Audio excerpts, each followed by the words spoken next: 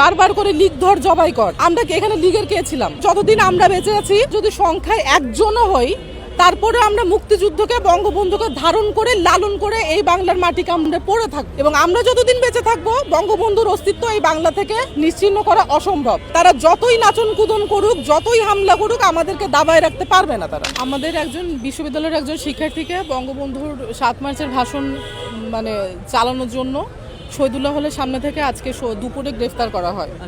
তো আমরা সেটার প্রতিবাদ স্বরূপ আমরা ক্যাম্পাসে বঙ্গবন্ধুর ভাষণ বাজানোর সিদ্ধান্ত নেই। কারণ বঙ্গবন্ধুর ভাষণ কোনো নিষিদ্ধ জিনিস না, এটি কোনো অপরাধও না। তো সেই ভাষণ বাজানোর জন্য যখন একজন শিক্ষার্থীকে গ্রেফতার করা হয়, সেটি সম্পূর্ণ পুলিশি নিপীড়ন। সেই পুলিশি নিপীড়নের প্রতিবাদে আমরা যতদিন পর্যন্ত আমাদের এই শিক্ষার্থীটিকে আমরা মুক্ত না করতে পারবো, ততদিন আমরা এই ভাষণ ক্যাম্পাসে বাজানোর সিদ্ধান্ত নেই। এবং যখন আমরা এখানে বাজানো শুরু করি, আমরা কোনো ব্যক্তিগত বক্তব্য, মতামত কিচ্ছু দেইনি। আমরা শুধুমাত্র ভাষণটি বাজিয়েছি। তারপরেও বারবার করে শোডাউন, বারবার করে লীগ ধর জবাই কর। আমরা কি এখানে লীগের কে ছিলাম? তারপরে এই যে অতর্কিত হামলা করে ব্যাটারি ছিনিয়ে নেওয়া যাওয়া হয়েছে, মাইক নিয়ে যাওয়ার চেষ্টা করা হয়েছিল, আমরা বাধা দিয়েছি। এবং আমি একজন নারী, আপনারা দেখেছেন গত 1.5 বছরের নারীদের কি নারী বিদ্বেষী আচরণ তারা করেছে, কিভাবে নারীদের উপর তারা নানান রকম নির্যাতন নিপীড়ন করেছে। আমাকে বাঁচাতে যে আমার সহযোদ্ধারা আহত হয়েছে। তো এই যে যারা নারী বিদ্বেষী, তাদের চরিত্র আমরা 71-এও দেখেছি, আমরা বর্তমানেও দেখছি। এবং কারা স্বাধীনতার বিরোধিতা করে, কারা বঙ্গবন্ধুর অস্তিত্বকে ভয় পায়, সেটিও আমাদের কাছে দিনের আলোর মতো স্পষ্ট।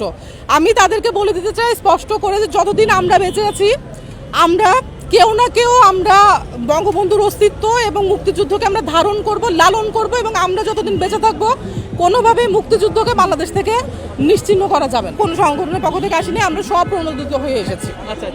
আসলে কারা 32 ভেঙেছে, কারা বিভিন্ন জায়গায় বঙ্গবন্ধুর ভাস্কর্য ভেঙেছে, সেগুলো তো আপনারা দেখেছেন। তো সেই ক্ষেত্রে এই কাজগুলো কারা করছে কিংবা কোন মতাদর্শের মানুষজন করছে, সেটি দিনের আলোর মতো পরিষ্কার, এটি নিয়ে বলার কিছু নেই।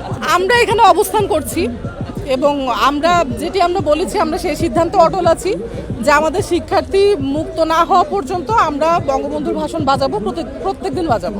এখন পর্যন্ত আমরা জানি একজনকে আটক করা হয়েছে এবং আমরা তার মুক্তির দাবিতে এই অবস্থানটি করছি। আমি একা নেই, আমার সাথে আরও বাকিরা আছেন।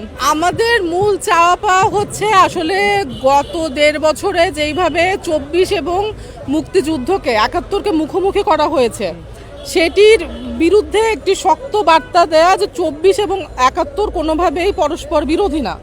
এবং এই মুক্তিযুদ্ধ বিরোধীরা যেইভাবে করে বাংলাদেশের মুক্তিযুদ্ধের, বঙ্গবন্ধুর অস্তিত্ব মুছে ফেলার চেষ্টা করেছে, তাদের প্রতিও একটি কড়া বার্তা দেওয়া যে আমরা যদি সংখ্যায় একজনও হই, তারপরে আমরা মুক্তিযুদ্ধকে, বঙ্গবন্ধুকে ধারণ করে, লালন করে এই বাংলার মাটিকে আমরা পড়ে থাকবো। এবং আমরা যতদিন বেঁচে থাকবো, বঙ্গবন্ধুর অস্তিত্ব এই বাংলা থেকে নিশ্চিহ্ন করা অসম্ভব। তারা যতই নাচন কুদন করুক, যতই হামলা করুক, আমাদেরকে দাবায় রাখতে পারবে না তারা। এই কথা আমি আগেও একাধিকবার বলেছি।